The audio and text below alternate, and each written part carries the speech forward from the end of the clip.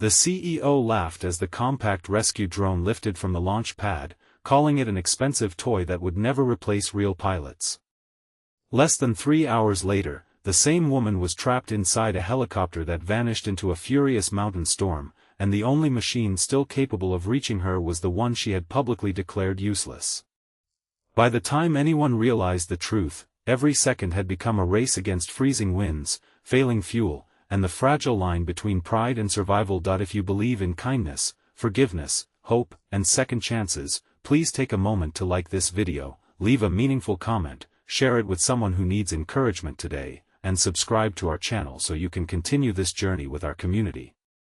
Graham Mercer had spent most of his career believing that saving lives should never depend on wealth, status, or luck. Growing up in a quiet town nestled beneath endless mountain ridges, he had watched rescue helicopters struggle to reach injured hikers whenever storms rolled through the valleys. His own father had been one of those rescuers, a volunteer who often returned home exhausted but proud, carrying stories of strangers who received another chance at life because someone refused to give up on them. Those childhood memories stayed with Graham long after he became an aerospace engineer. Instead of chasing luxury contracts or military fame, he dedicated nearly 15 years to building autonomous rescue drones capable of carrying emergency supplies, locating survivors, and guiding rescue teams through impossible weather. Investors dismissed him for years. Larger companies mocked his obsession with humanitarian technology. Yet Graham never abandoned the dream because every prototype represented another family that might stay whole. The company that finally offered him a chance was led by Celeste Rowan, one of the youngest and most respected chief executives in the aviation industry. Brilliant, disciplined, and relentlessly practical, Celeste had transformed her family's struggling aerospace manufacturer into a global powerhouse. Every decision she made was driven by measurable results rather than emotional ideals. She admired innovation, but only if it generated immediate commercial value. Graham believed his drone would redefine mountain rescue. Celeste saw an expensive experiment with uncertain profits.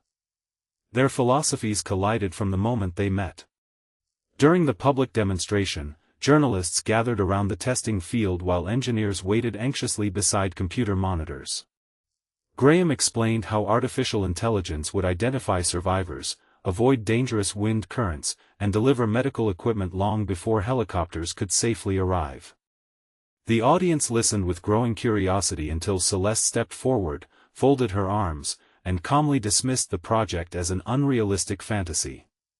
She described helicopters as the only dependable rescue solution and suggested that investors should focus on proven technologies instead of sentimental inventions. Cameras captured her words. Graham's years of sacrifice seemed to collapse beneath a few effortless sentences. The humiliation spread across industry news within hours. Headlines described the drone as another failed dream crushed by business reality. Investors withdrew their remaining support. Employees quietly packed their desks, uncertain whether the company developing the rescue drone would survive another month. Graham thanked every departing engineer with genuine gratitude, refusing to blame anyone for protecting their families. Deep inside, however, the disappointment felt unbearable. It was not the financial loss that wounded him most. It was knowing that countless future rescue victims might never receive help because people had chosen convenience over possibility. Instead of abandoning the project, Graham sold his small apartment, moved into a modest workshop near the mountains, and continued refining the drone with only 2 loyal colleagues who refused to let the vision die. They improved battery endurance, strengthened navigation software, and tested the aircraft against increasingly difficult weather conditions. Every successful flight reminded them that meaningful progress often grows quietly while the world is looking somewhere else.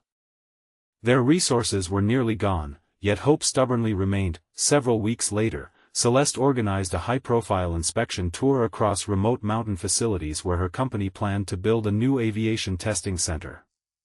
The weather forecast predicted clear skies throughout the afternoon. Experienced pilots considered the route routine. Confident in the schedule, Celeste boarded the helicopter with survey specialists, believing they would return before evening meetings began. High above the valleys, the mountains looked peaceful beneath bright daylight. Then nature changed without warning. Powerful winds rolled across the peaks faster than any forecast had predicted. Thick clouds poured into narrow passes, creating violent turbulence that tossed the helicopter from side to side. Visibility disappeared almost instantly beneath swirling rain and dense fog. The pilots fought desperately to maintain control while emergency alerts echoed through the cabin. Communication with ground control became distorted before vanishing altogether. Moments later, radar lost the aircraft completely. The helicopter had disappeared. Emergency coordinators launched conventional rescue operations immediately, but every helicopter attempting to approach the storm was forced back by dangerous crosswinds. Search teams on foot faced hours of climbing across unstable terrain. Rescue experts estimated that survivors trapped in those freezing conditions might not have enough time. News reached Graham while he adjusted software inside his workshop. He stared silently at the emergency broadcast showing the missing helicopter. For a brief moment, painful memories of public humiliation returned. Many people around him expected quiet satisfaction after everything Celeste had said. Instead, Graham immediately reached for his equipment. His invention had never been about proving critics wrong. It had always been about saving lives. Within 30 minutes, the latest rescue drone stood prepared on its launch platform. Unlike helicopters requiring clear visibility, the drone relied on thermal imaging, terrain mapping, and autonomous navigation capable of flying through conditions too dangerous for human pilots. Emergency authorities hesitated because the technology had never been officially approved for a rescue mission of this scale. Graham calmly accepted full responsibility, reminding them that doing nothing guaranteed failure while trying offered hope. Faced with dwindling options, officials reluctantly agreed. The drone accelerated into the storm with remarkable stability.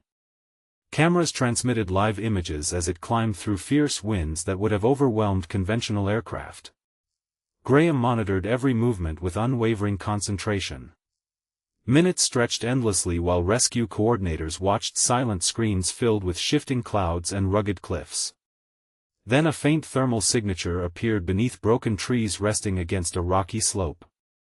The helicopter had performed a rough emergency landing instead of crashing into the valley below.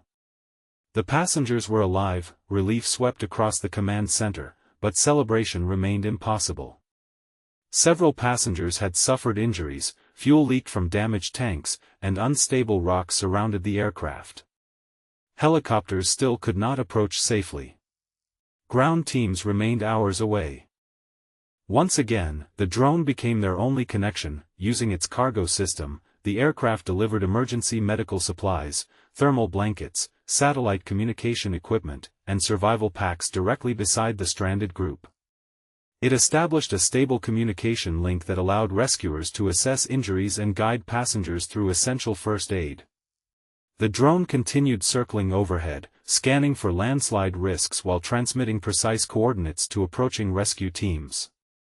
Every minute it remained airborne increased the survivors' chances. Inside the damaged helicopter, Celeste watched the small machine hovering steadily despite relentless wind. Shame settled heavily upon her. The technology she had ridiculed now represented the only reason hope still existed. She realized that confidence built entirely upon past success can quietly become arrogance, blinding people to possibilities they never bothered to understand. Hours later, when weather conditions finally eased enough for specialized rescue crews to arrive, every passenger was evacuated safely. Medical staff confirmed that the emergency supplies delivered by Graham's drone had prevented several injuries from becoming life-threatening. News spread rapidly across international media. The same broadcasters who had replayed Celeste's criticism now showed footage of the drone guiding rescuers through impossible conditions. Public opinion shifted almost overnight, but Graham avoided interviews, choosing instead to assist investigators in improving future rescue procedures. After recovering from minor injuries, Celeste requested a private visit to Graham's workshop. The once spotless executive arrived wearing simple outdoor clothing instead of tailored business attire. She paused before entering, taking in the modest building filled with tools, handwritten calculations, repaired components, and photographs of successful test flights. Everything around her reflected years of quiet determination rather than corporate prestige. She finally understood how much sacrifice had built the machine that ultimately protected her life. The meeting remained calm and sincere. There was no anger waiting for her, no desire for revenge, and no satisfaction in watching a former critic struggle with regret. Graham believed bitterness only consumed the person carrying it. Celeste admitted that she had confused financial caution with wisdom and efficiency with truth. She acknowledged that dismissing ideas without fully understanding them had nearly cost several lives, including her own. Graham accepted her apology without hesitation because forgiveness had guided his work long before either of them entered that workshop. Rather than offering empty publicity, Celeste proposed something far more meaningful. Her company would fund a complete humanitarian rescue division dedicated to autonomous emergency response systems.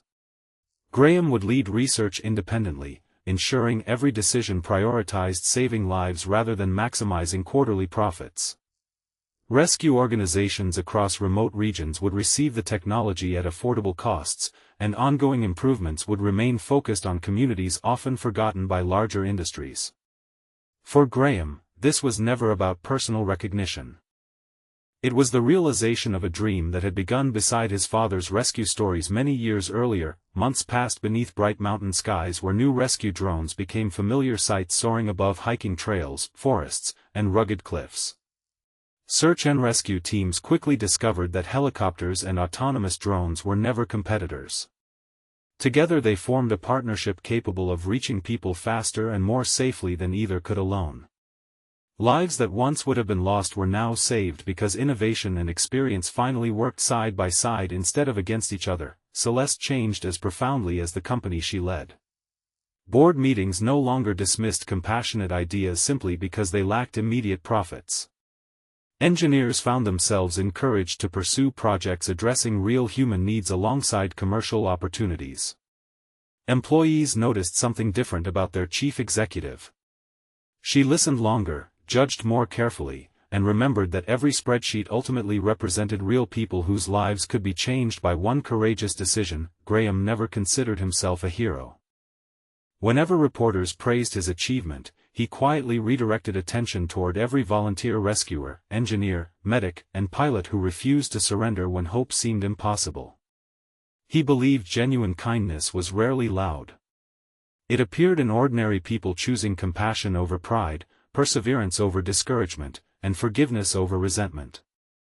Those choices, repeated often enough, slowly transformed entire communities. The mountain where the helicopter had disappeared eventually became home to a permanent emergency response center equipped with drones inspired by Graham's original design. Visitors often watched demonstration flights soaring confidently through changing weather, unaware that the technology existed because one person refused to abandon a dream after public humiliation and another found the courage to admit she had been wrong.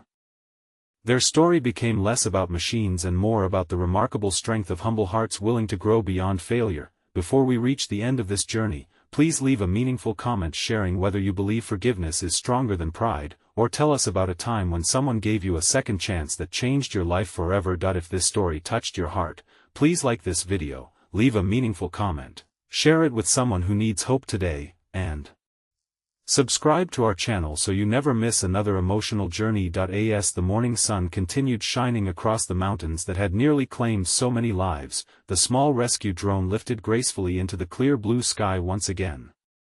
It was no longer seen as a useless machine or an impossible dream. It had become a quiet reminder that compassion often begins where pride ends, that hope is strongest when everything seems lost, and that the greatest victories are not won by proving others wrong but by choosing to save them anyway. In that choice, both Graham and Celeste discovered something far greater than success. They discovered that every second chance offered with a sincere heart has the power to rescue not only lives, but the people we become.